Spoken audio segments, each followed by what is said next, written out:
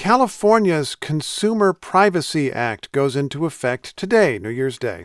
It is supposed to give consumers the power to prevent retailers and other companies from selling their personal data. You can opt out. No matter where you live, California's law may affect you. Stuart Brotman of the Wilson Center, which is a think tank here in Washington, specializes in digital privacy policy issues. This is a pretty dramatic new law. As you know, California is the fifth largest economy by GDP in the world.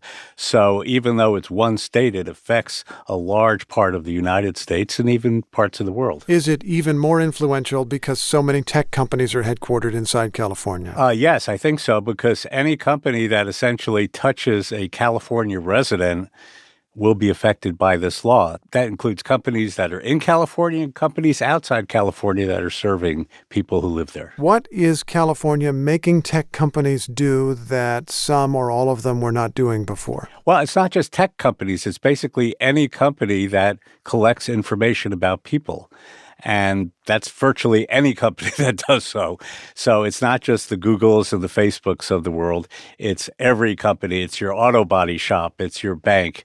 It's a variety of different institutions. And so that's why it has such a broad reach. What things have to happen then for those various kinds of retailers and service firms and so forth? Well, one of the magic things you're going to see is there's going to be a button when you go on a website of a company that's covered by this act, and there's going to be a magic button that says, "Do not collect or do not sell my information." And you can literally press that button, and that essentially gives notice that whoever is collecting that information has to segregate that information and not sell it to anyone. Is this a good way to legislate what is effectively a nationwide or even global rule?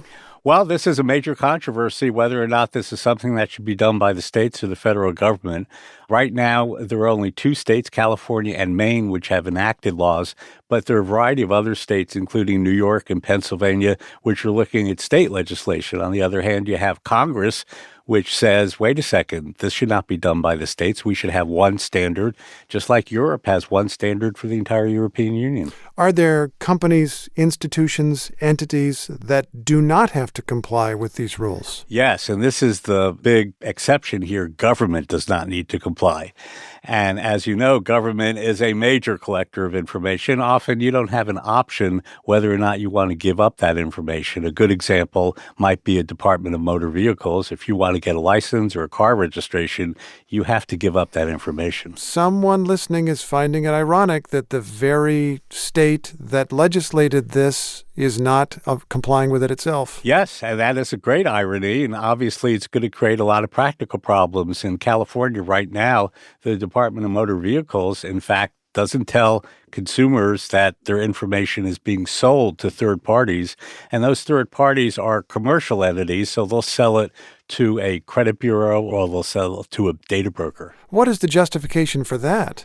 Well, money. They're getting about $50 million a year, and obviously they need more money, so they figured out there are other ways to do that. Some people will know that the New York Times recently reported a large project in which they revealed how easy it is to track people's movements using location tracking data. Is that covered by the new California law? No, it is not. And in fact, there's going to be a new ballot initiative in November 2020, which will essentially strengthen parts of this California Consumer Privacy Act. And one of the other big loopholes here is that it doesn't cover geolocation tracking, which is the ability to track where you are and store that information. The ballot initiative would close that loophole as far as tracking people's locations? Yes, it would. But it would only apply to businesses, not necessarily governments. Is this ultimately a losing battle? We have to share so much information with so many companies in order to do normal business with them anymore that there's very little that people can truly do about it.